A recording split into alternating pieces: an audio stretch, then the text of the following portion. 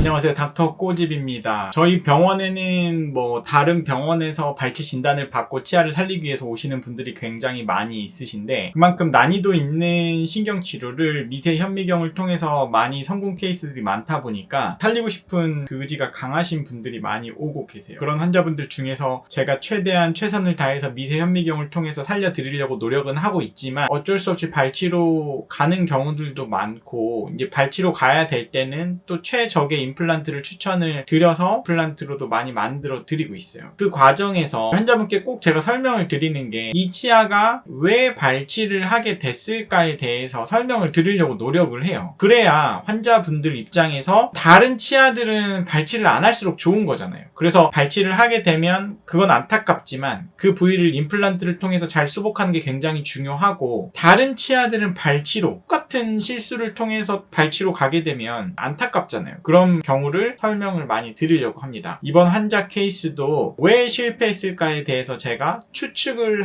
해보려고 하는데 한번 꼬집어 보도록 하겠습니다. 충치 제거를 덜 하고 크라운을 치료를 하면 어떻게 될까요? 제목이 약간 자극적인데, 누가 이렇게 충치를 일부러 덜 제거하고 크라운 치료를 하는 선생님은 없을 거라고 생각을 해요. 이 환자분 케이스를 한번 볼까요? 요치아인데, 요치아를 이제 타치과에서 발치 진단을 받았어요. 문제는 이 환자분이 여기 부분이 혹시라도 자기도 안 좋은지 알고 있어요. 어렸을 때부터 치료를 해서 잘 안 좋은지 알고 있는데, 중요한 거는 재신경 치료나 발치가 신경관이랑 중첩되어 있어서 어려울 수도 있다고 했어요. 왜냐면은 이 치아 부분이 이 하방에 하치주 신경관이 지나가거든요. 이렇게 지나가는데, 제가 봐도 뭔가 이 신경관이랑 굉장히 가까이 있는 게 맞아요. 뿌리 끝이 가까이 있는 건 맞는데, 이것 때문에 발치도 안 되고 신경치료도 안 될까요? 물론 가까이 있을 경우에는 신경손상 가능성이 있어요. 반드시 CT상에서 확인을 좀 하고 들어가야 되고, CT상에서 2차원적으로 중첩되어 있는 게 솔직히 많이 떨어져 있어가지고 괜찮은 경우도 굉장히 많이 있기 때문에 제 생각에는 절망하실 필요는 없어요. 그냥 좋은 치료를 하면 돼요. 근데 우선은 치아를 살리기 위해서 한번 뜯어내 봅시다 라고 제가 말씀을 드리고, 이 금리를 뜯어내고 여기도 뭔가 고름이 나오는 길이 있고, 엑스레이 상으로 뭔가 이 크라운이 있고, 여기에 뭔가 코어 재료가 있는데 이런데 까만 게 있어서 이게 왜 그럴까? 저도 좀 이상하기는 했어요. 일단은 뜯고 살리는 치료를 할 수 있으면, 제가 수습을 할 수 있으면, 수습 가능하면 한번 살려봅시다 라고 해서 일단은 뜯어봤어요. 뜯어봤더니 레진코어 잘했네? 레진코어 잘해서 괜찮나? 왜 치료가 실패했지? 왜? 일단 레진코어도 드러냈어요. 드러내니까 그 까맣게 보였던 부위가 충치인 거죠. 충치. 그래서 환자분한테 사연을 들어보니까, 실은 이 치아가 신경치료를 받다가 한참 무섭기도 하고 바쁘기도 하고 안 아프니까 방치를 했다가 치료를 한 치아래요. 신경치료를 하고 이제 여기를 임시재료로 막아놨는데, 그 임시재료가 빠지고 이 부분에 음식물이 끼니까 이 부위가 이제 한마디로 충치가 엄청나게 많이 생겼던 거예요. 근데 충치를 다 제거하면 아무래도 치아가 약화가 되니까 조금 까매 보이더라도 그 선생님께서 나름대로 이제 제거할 거 제거하고 신경치료 잘 하셔가지고 잘 마무리를 레진코어로 해주신 것 같아요. 근데 제가 봤을 때는 이 충치가 요렇게 다시 몇 년도 안 돼서 생겼다는 건 충치가 남아 있었던 거죠. 완전히 제거가 안 된 거예요.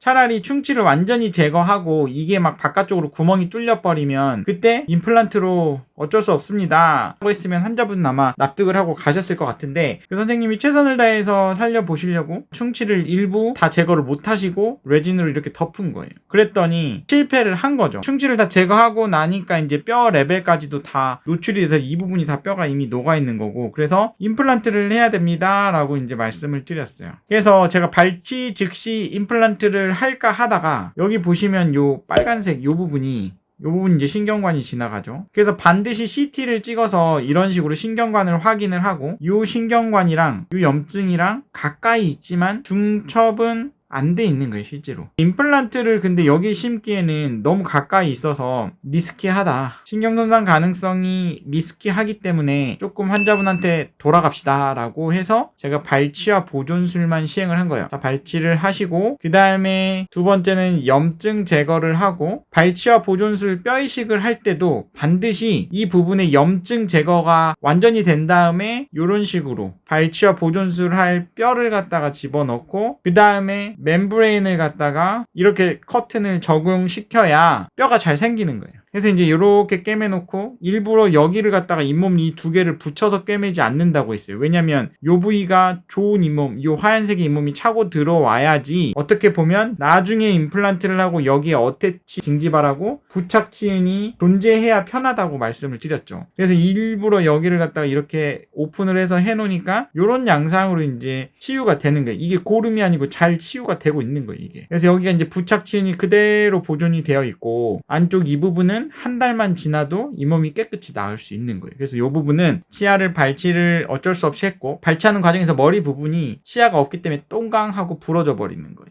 이 부위는 염증 제거하고 여기에 뼈 이식을 이렇게 해놓은 거예요. 그래서 발치와 보존술 바로 했고, 발치와 보존술과 똑같은 말은 발치 즉시 뼈 이식, 그러니까 IGBR을 시행을 한 거예요. 그래서 이분은 이제 또 2-3개월 기다렸다가 임플란트 식립을 하면 돼요. 그때는 이 부분에 뼈가 있기 때문에 이 신경관이랑 가까운 거를 걱정 안 하셔도 되겠죠. 그래서 치료 전에 이랬던 거를 치료 후에 발치와 보존술을 통해서 이렇게 임플란트 준비를 했다. 근데 이 부분에 뭔가 충치를 남긴 상태에서 아무리 레진 코어로 잘 밀봉을 해봤자 이 안에 있는 충치균은 이렇게 진행이 돼서 결국에는 문제를 일으키기 때문에, 충치는 까맣다고 다 제거하는 게 아니고 말랑말랑한 덴틴 같은 경우에는 과감하게 다 제거하고 판단을 하는 거예요. 충치를 다 제거하고 남아있는 치아가 우리가 수습을 해서 살릴 수 있느냐 없느냐를 판단하는 게 가장 정확하다고 제가 말씀을 드렸어요. 그래서 치료 전에 이렇던 데가 일단은 신경 손상 없이 저희가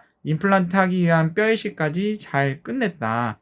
그렇게 볼 수가 있습니다. 그래서 신경관이 가까워서 발치도 안 되고 재신경 치료도 안 된다고 판단을 받았었는데, 저희 병원에 와서 신경 손상 없이 여기 부분에 뼈 이식을 잘 해서 이제 이 분은 임플란트를 하기 위해서 기다리고 계시는 환자분이세요. 근데 임플란트를 하기 위해서 기다리고 있을 때는 또 한 가지 중요한 게 여기 밑으로 떨어지거든요. 그래서 이 부분을 갖다가 철사로 묶어가지고 이 부분이 밑으로 떨어지지 않게 하는 레진 와이어 스플린트 같은 거를 해주는 게 굉장히 또 중요해요. 왜냐면 임플란트 하고 나서 여기 음식물이 안 끼게 하려면 그 과정이 또 필요하다라고 이제 정리를 할 수 있겠습니다. 하악 제2대구치의 경우에는 하치조 신경관이 굉장히 가까이 있어요. 발치가 불가능하다? 아니면 신경치료가 불가능하다? 그렇지 않습니다. 잘 하시는 선생님을 만나시면 충분히 해낼 수 있다고 생각을 하거든요. 그래서 이 영상이 이런 어려움에 있으신 분들에게는 도움이 되셨라고 생각합니다. 닥터꼬집 치과 DM 좋아요, 구독 꼭 요청드리고요. 질문사항 있으시면 댓글로 남겨주시면 마이덴TV에서 답변해드리고 있습니다. 마이덴TV라고 다른 채널도 구독과 좋아요 꼭 요청드립니다. 감사합니다.